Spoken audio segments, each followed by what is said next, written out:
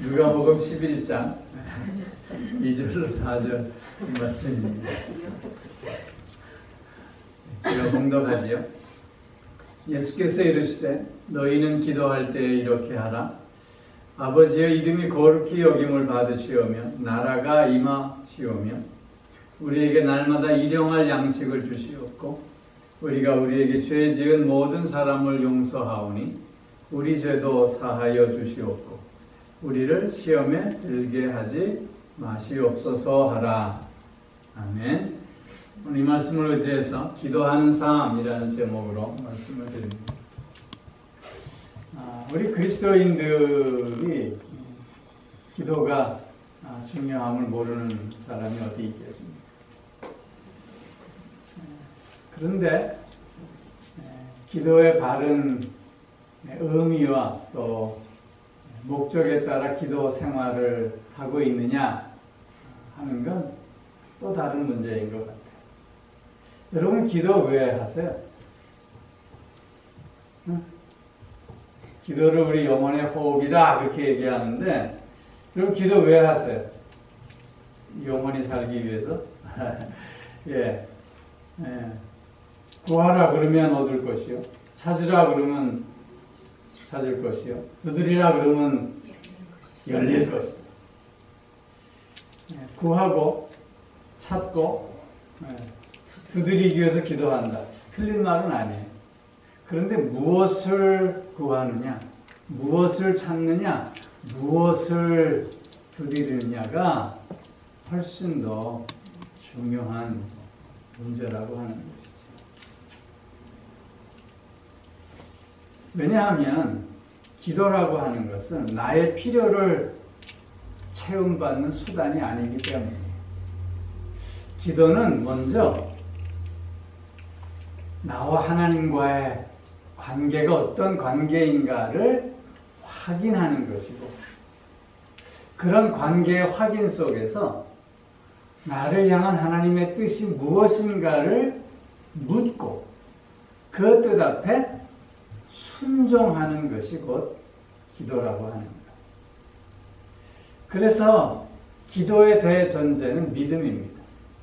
믿음이 없는 사람은 기도할 수 없습니다. 전능하신, 전지하신 하나님 아버지에 대한 신앙이 없는 사람은 기도해야 할 이유도 또 기도할 목적도 없는 것이죠. 그래서 믿음을 가진 자만이 기도합니다.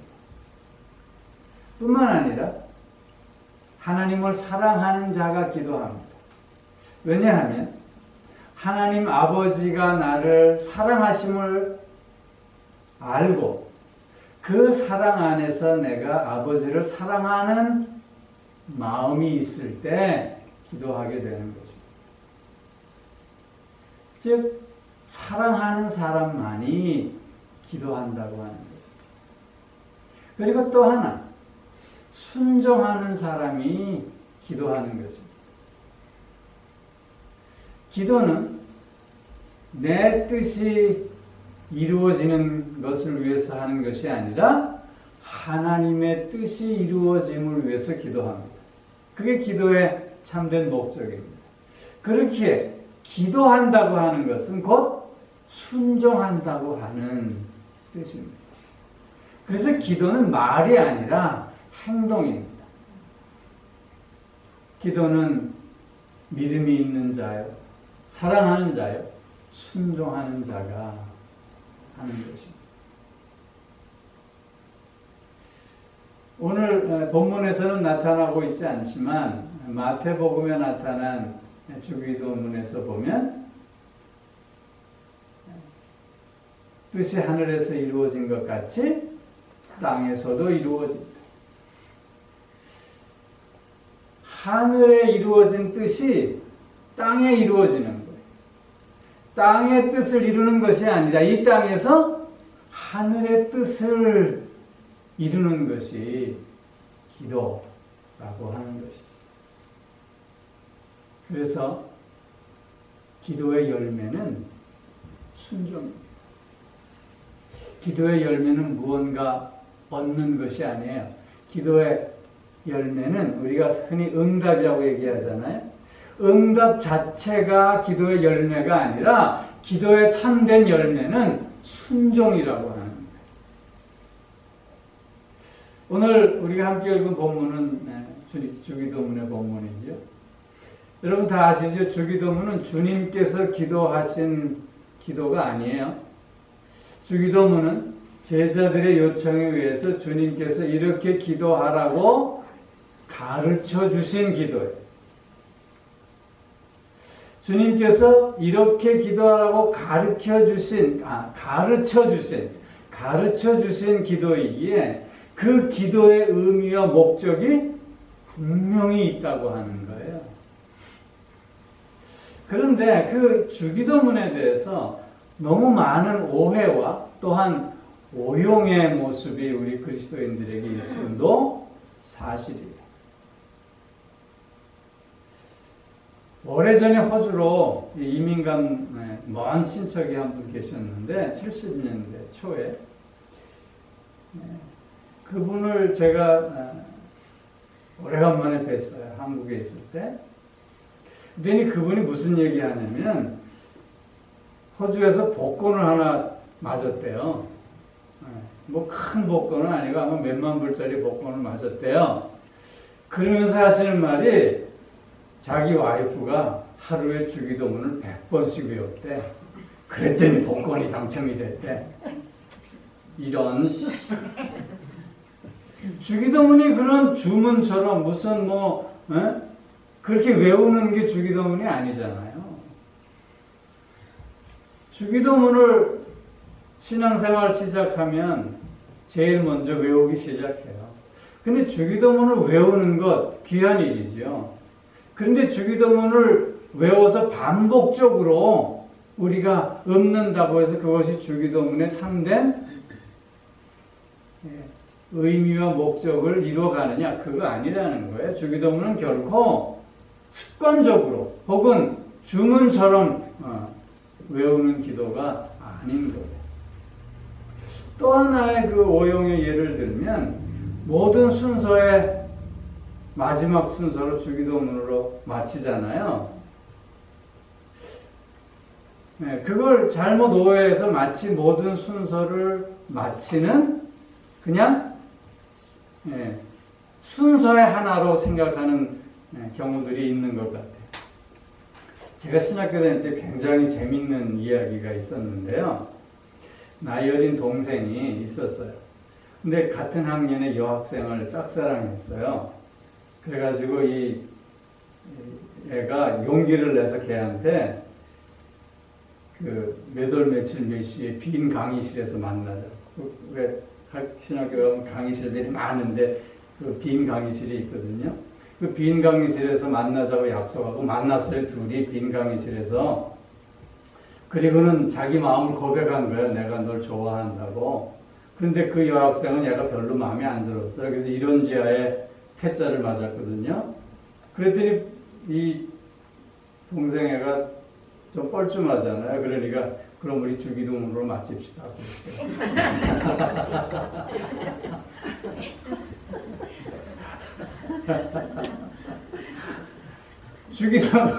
주기도문이라고 하는 게 모든 걸 이렇게 마무리하는 순서가 아닌 거예요.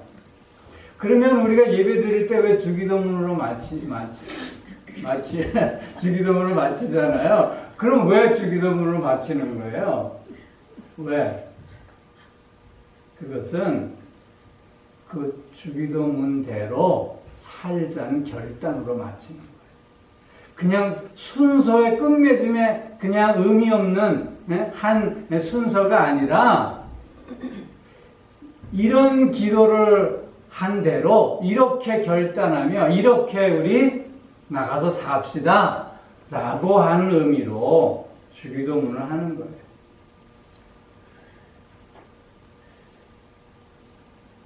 오늘 본문에서 보면 주님께서 왜 우리에게 이렇게 기도하라고 가르쳐 주셨냐면 주님께서 가르쳐 주신 이 주기도문이 우리의 삶의 틀을 만들어 주기 때문이에요.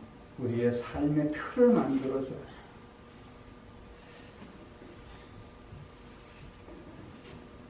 2절 말씀에 보면 기도할 때 이렇게 하라. 아버지여, 아버지. 이름이 거룩히 여김을 받으시오며, 아버지여라고 하는 말은 아빠라고 하는 뜻입니다. 아빠의 이름이 거룩히 여김을 받으셨으면 좋겠습니다. 이 이름이라고 하는 건 그 인격이 다 녹아 있는 거예요. 다시 얘기하면 하나님께서 거룩히 여김을 받으시기를 원한다. 즉 하나님을 거룩히 여기겠노라고 하는 그런 결단. 즉 이런 결단은 우리의 삶의 목적이 무엇이어야 되느냐라고 하는 것을 우리에게 제시해 주고 있는 거예요. 여러분, 하나님이 거룩하다. 그리고 그러므로 우리의 하나님의 자녀된 우리도 어떻게 해야 된다?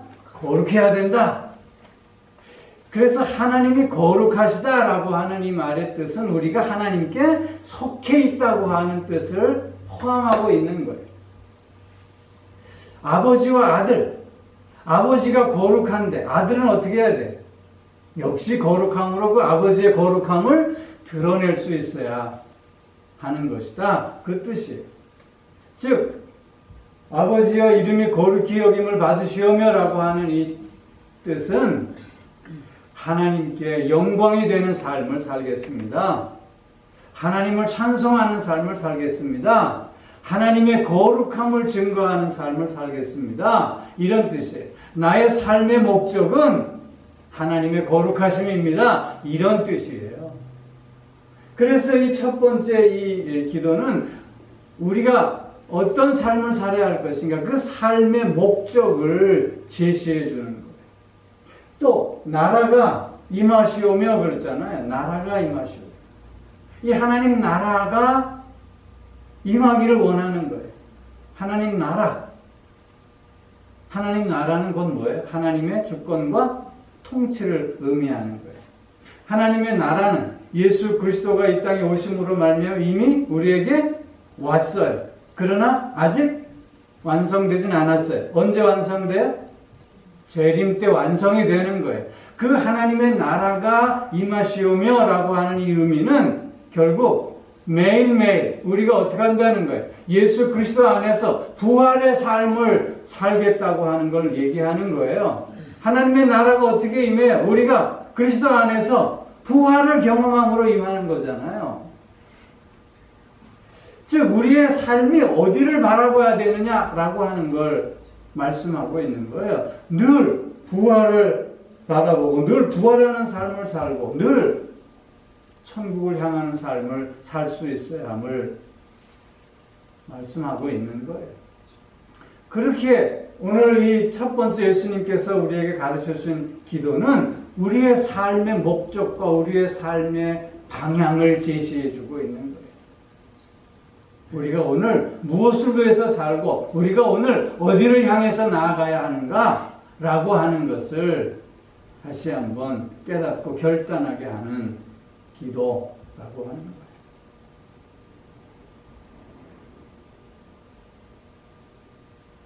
내 뜻이 이루어지는 것이 아니라 아버지의 뜻이 이루어지는 거예요.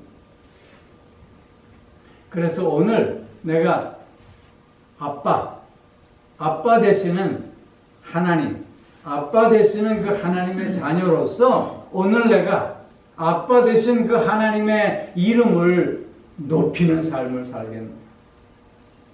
그렇게 삶의 목적과 또한 천국을 향한 삶의 방향을 정하는 거예요. 그래서 우리가 이 땅에 사는 것은 결코 안주하는 삶이 아니라 여행하는 삶이에요. 나그네로서 늘 본향을 향해서 나아가는 삶이 되어야 한다고 하는 것이죠. 그것이 오늘 첫 번째 주님께서 우리에게 가르쳐 주신 기도의 의미와 목적입니다. 두 번째는 우리에게 날마다 일용할 양식을 주시옵고, 우리가 천국에 속한 사람이지만 하늘나라에 속한 사람이지만 또한 이 땅에 발붙이고 사는 사람들이잖아요.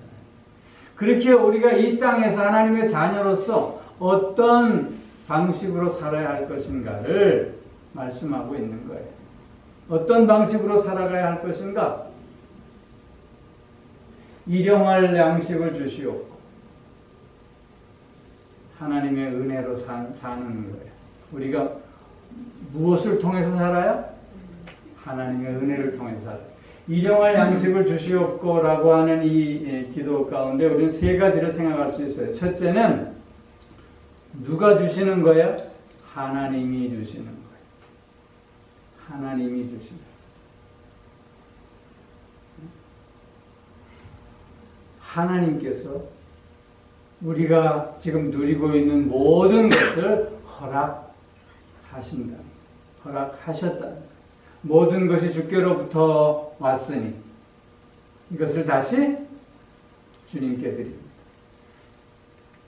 즉 우리가 살아가는 것은 하나님의 은혜로 살아가는 것이지 결코 나의 능력이나 나의 지혜로 살아가는 것이 아니라고 합니다. 여기 일용할 양식이라고 하는 건 내게 필요한 모든 것이 꼭 먹는 것만을 얘기하는 것이 아니에요. 우리가 이 땅을 살아가는 데 있어서 필요한 모든 것을 하나님께서 어떻게 해요? 채워주신다는 거예요. 하나님의 은혜와 사랑. 그래서 일용할 양식을 주옵시고 라고 하는 이 기도의 첫 번째는 하나님께서 모든 것을 주십니다 라고 하는 고백이에요. 그래서 우리는 오늘 뭐로 살아요? 하나님의 은혜로 사는 사람입니다. 그걸 고백한다는 거예요. 두 번째로는 필요한 만큼 날마다 일용할 양식. 그래서 매일매일 만나와 같은 삶을 산다. 여러분 이스라엘 백성들이 광야에서 매일매일 주님께서 하나님께서 만나를 허락해 주셨잖아요. 그 만나는 많이 거둔 자나 적게 거둔 자나 남는 자도 없고 부족한 자도 없다 그랬어요. 욕심내서 많이 거두면 어떻게 해요? 썩었어요. 즉 일용할 양식을 날마다 주신다라고 하는 건 우리로 하여금 욕심내지 않는 삶을 살아야 함을 강조하고 있는 거예요. 하나님은 우리에게 필요한 것을 합당하게 허락해 주신다. 필요한 것을 합당하게 허락해 주신다. 여러분, 탐욕은 우상숭배라 그래요. 에덴 동산에서 아담이 실패한 이유가 뭐예요? 욕심이에요. 보암직도 하고 먹음직도 하고 지혜롭게 한 직도 했어요. 그래서 그걸 따먹어 버렸어요. 그건 무슨 뜻이냐면 그 욕심이 자기 자신에게 스스로 하나님이 되고자 했던 거예요. 내 마음대로 내 욕심대로 살아가겠다고 하는 그 마음이라는 거죠. 날마다 일용할 양식을 주옵시고 이건 욕심내지 말라는 거예요. 탐욕에 물들지 말라는 거예요. 여러분 욕심을 내다 보면 이웃을 착취할 수밖에 없어요. 남보다 더 많이 갖고자 한다면 남의 것을 빼앗는 수밖에 없는 거예요. 날마다 일용할 양식을 주옵시고 욕심내지 말고 하나님께서 내게 허락하신 그것이 내게 족함을 고백하는 삶을 살아야 한다는 거예요. 그리고 또 하나 매일매일 우리가 필요한 기도를 반복적으로 드려야만 하나? 우리 그런 의문을 가질 수 있어요.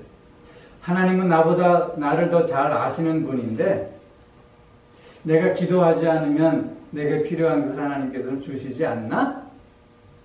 꼭 구해야 주시나? 그런 의문을 가질 수 있어요. 여러분 어때요? 하나님께서 내가 구하지 않으면 주시지 않나요? 여러분이 지금 누리고 계시는 것은 내가 일일이 다 노트에 적어서 구한 것이었기 때문에 지금 이렇게 누리고 계시는 건가요? 아니잖아요. 하나님께서는 내가 구하든 구하지 않든 나를 사랑하시고 나를 긍휼히 여겨주셔서 내게 필요한 것을 주세요. 그런데 왜 기도하라는 거지요?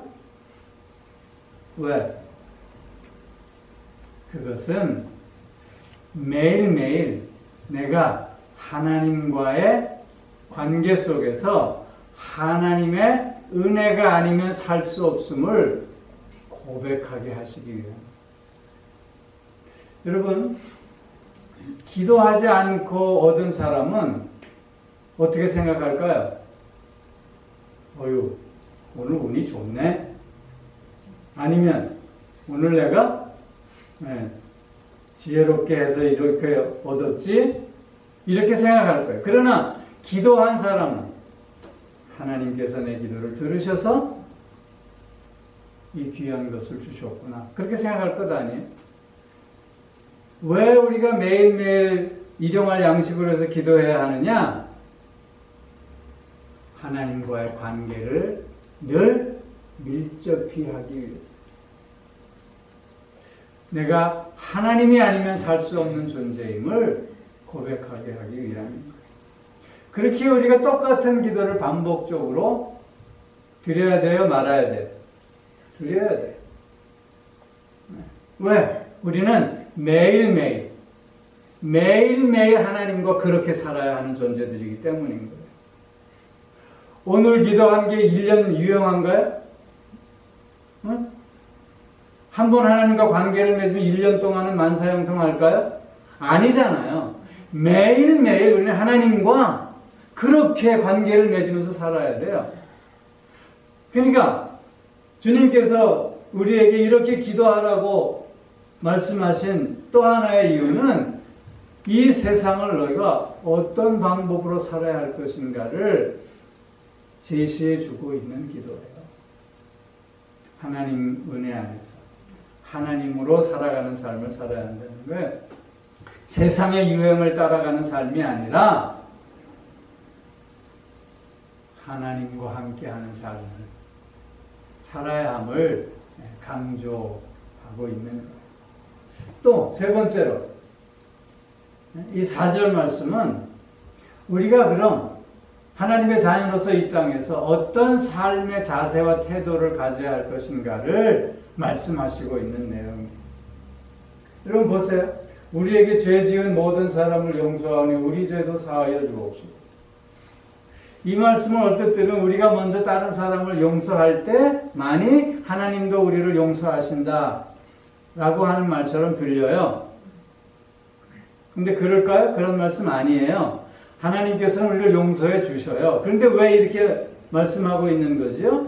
하나님의 용서의 은혜를 깊이 체험하면 체험할수록 우리는 어떻게 남을 용서하는 자가 될 수밖에 없다는 거예요.